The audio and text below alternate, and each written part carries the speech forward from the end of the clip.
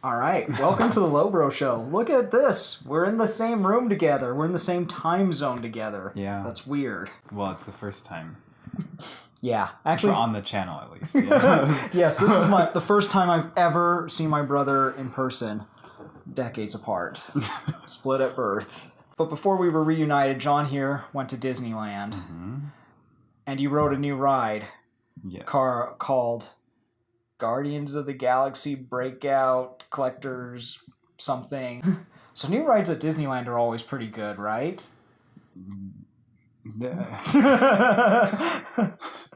Sometimes. So this replaces the Twilight Zone Tower of Terror in California Adventure. So this ripped that all apart and made the most butt-ugly thing I've ever seen in a Disney park. It's really ugly. Well, what's unfortunate is the area of the park it's in. It used to be called Hollywood Pictures Backlot, and I think they recently changed it to Hollywoodland because it's kind of slowly just turning into whatever popular property that they can put in there.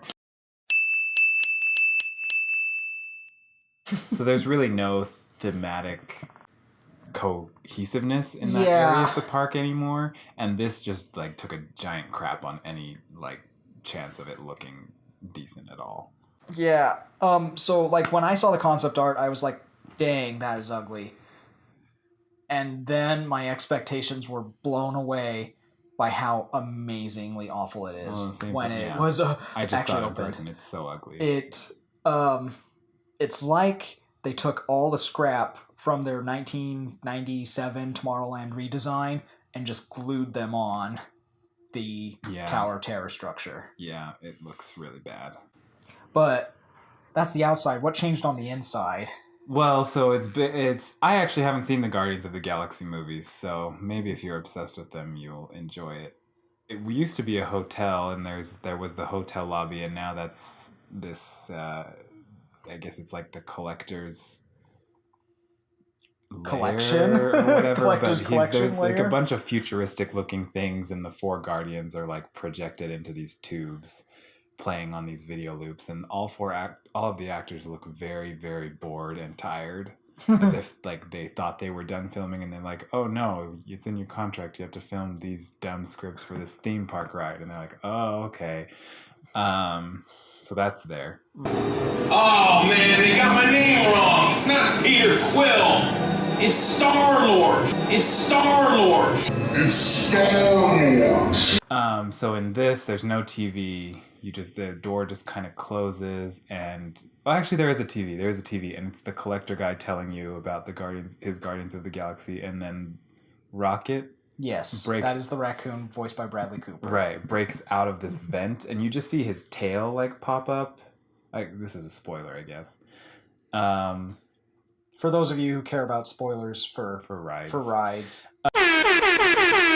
And so there's like these bookcases that frame the whole room, and you see his tail just kind of popping up across the bookcases until his whole body finally appears, and he tells you that we're gonna break out.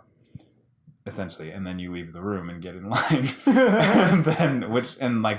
Honestly, if I'm being honest, that animatronic was the highlight of the entire experience for me, because it was the only thing that even felt remotely theatrical. Then you get in the elevator, and they give you this spiel that's kind of like, this is going to be a wild ride. Whereas before it was like, oh, you might die because this elevator you are is now haunted. entering a dimension of space. Yeah. But then you get in the elevator, and then you just see this shadow of Rocket say we're breaking out, and unplugs something, and then your elevator car just goes up really fast.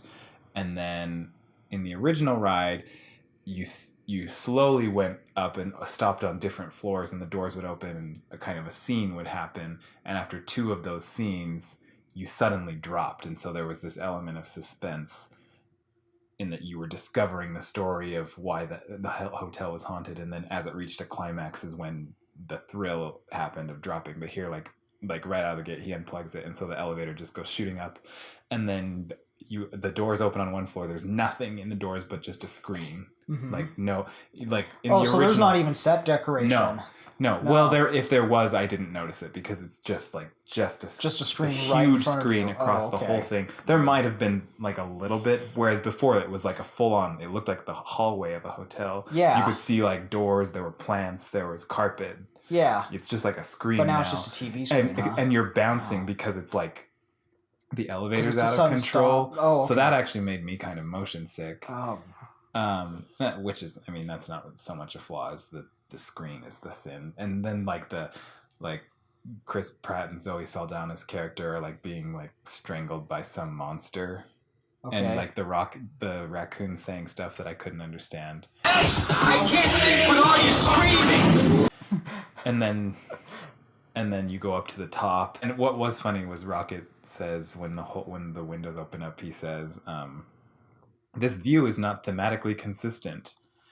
which is what like most diehard like Disney theme park fans have been writing in letters to Disney saying like, if you make it a Guardians of the Galaxy ride, it won't be thematically consistent with the rest of the ride, which is true. But yeah, it's like yes, we know and we don't care. Yeah, we don't care. We're giving you the middle finger, and with our quirky Bradley Cooper character that will age in 5 years and no one will care about.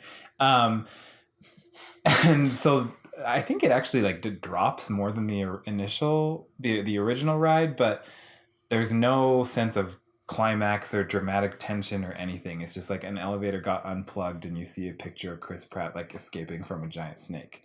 Mm-hmm. And like I think I heard somebody saying in line that they'd ridden it before and that like the video might be different depending on when you ride it, kind of like how Star Tours is. I've heard actually they changed the music too. Oh, great. Like, I don't think it would have really enhanced the experience like, at all. Is there like a story, or is it? If there was, it went completely over my head. I like the only story I got is like the Guardians were in the tubes, the test tube looking things, and then they got out. Okay. And so like in an elevator shaft, I guess are simulating like breaking out of a test tube. I don't know honestly, but because it's so immediate and so meaningless that I honestly would rather just ride one of those big, like, those free fall towers that are in, like, every amusement park in the country that has no theme or anything. That, to me, would be more fun than trying to watch a TV while I'm bouncing up and down. Oh. I just want to point out that you said the most entertaining part of the ride Is the line. Yeah, for me at least. But I think what's even more annoying is that it's what was so great about the Twilight Zone Tower of Terror is that it was intergenerational and that young and old people loved it because young people loved the thrill and the horror element of it. Yeah. And even if they weren't familiar with the Twilight Zone, and then older generations had this sense of nostalgia attached to it because they grew up watching the Twilight Zone. So it was that attraction was never going to age. It was always going to attract a crowd. And I think this changing it to a popular movie at the moment is kind of mirroring what Universal Studios is doing in creating amusement park rides out of current popular culture. But the problem with that is that it ages much faster, and Disneyland is successful because it's timeless. It's over 60 years old and people visit for the nostalgia. Mm-hmm. And so even though this Tower of Terror isn't specifically old, there was an element of nostalgia to it that is completely absent now. And I think in 5 years nobody's going to care about the Guardians of the Galaxy movies, and no one's going to care about the ride. No one's going to be coming to Disneyland, to California Adventure, to specifically ride the Guardians of the Galaxy ride 10 years from now. That's really disappointing. Yep. I guess there's not much else to say about this other than it's disappointing. It's really sad, actually. Hopefully Star Wars Land doesn't suck. I don't think it will. Hey, if you like what we're doing, you should subscribe to our channel, like it, comment it. We run off of validation. We aren't making the big YouTube money. That's right. Yeah. All right. Catch you later.